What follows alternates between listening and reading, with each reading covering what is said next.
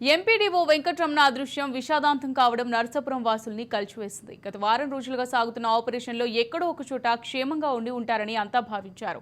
అయితే ఎంపీడీఓ మృతదేహం ఇలా ఏలూరు పంట కాలువలో దొరకడం ఒక్కసారిగా అందరినీ షాక్కి గురిచేసింది. దీంతో నరసాపురం మండల పరిషత్ కార్యాలయంలో తీవ్ర విషాదం నెలకొంది. కార్యాలయ సిబ్బందితో గ్రామ సచివాలయ సిబ్బంది ఆయన చిత్రపటానికి పూలమాలలేసి నివాళులర్పించారు.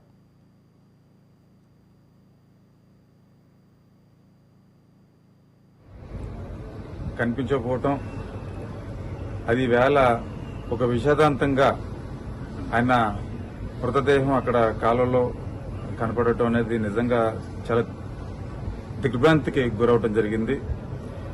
ఎంపీడీఓ గారు ఆయన పుట్టినరోజు అయినటువంటి జూలై 15వ తారీఖు రోజునే నా మరణం కూడా అదే రోజు అని చెప్పేసి ఆయన ఒక మరణ వాంగ్మూలం రాయటం, అందులో భాగంగా మాజీ ఎమ్మెల్యే మాజీ చీఫ్ విప్ అయినటువంటి ముదునూరు ప్రసాదరాజు గారు, అదేవిధంగా అక్కడ యొక్క నర్సాపురం సెగ్నెటిపల్లి రేవ్ ఫెర్రీ కాంట్రాక్టర్ అయినటువంటి రెడ్డెబ్బ దవేజీ యొక్క తీవ్రమైనటువంటి హెరాస్మెంట్ కి నేను ఈవేళ ఈ రకమైన చర్య తీసుకుంటూ ఉన్నానని చెప్పేసి ఆయన అందులో మరణ వాంగ్మూలంలో రాయటం, కుటుంబ సభ్యులందరికీ కూడా అదే విషయం చెప్పటం, ఆయన అదే రోజు అదృశ్యం అయిపోవటం, ఈవేళ ఆయన చనిపోయారని చెప్పేసి రావటం, ఇటువంటి హెరాస్మెంట్ కి కారకులైనటువంటి వారు ఎంత హోదాలో ఉన్నప్పటికీ కూడా అటువంటి వాళ్ళ మీద చర్యలు తీసుకోవాల్సిన అవసరం ఎంతైనా ఉంది.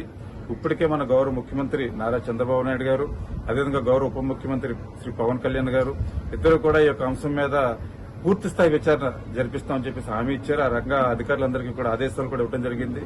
ఖచ్చితంగా ఇటువంటి వారి మీద కఠిన చర్యలు తీసుకోవాలని చెప్పేసి కోరుకుంటూ, అదేవిధంగా ఆయన ఎంపీడీఓ వెంకటరమణారావు గారి యొక్క ఆత్మ శాంతించాలని చెప్పేసి మన నర్సాపురం ఎంపీడీఓ గారు కనిపించకపోవటం అది వేళ ఒక విషాదాంతంగా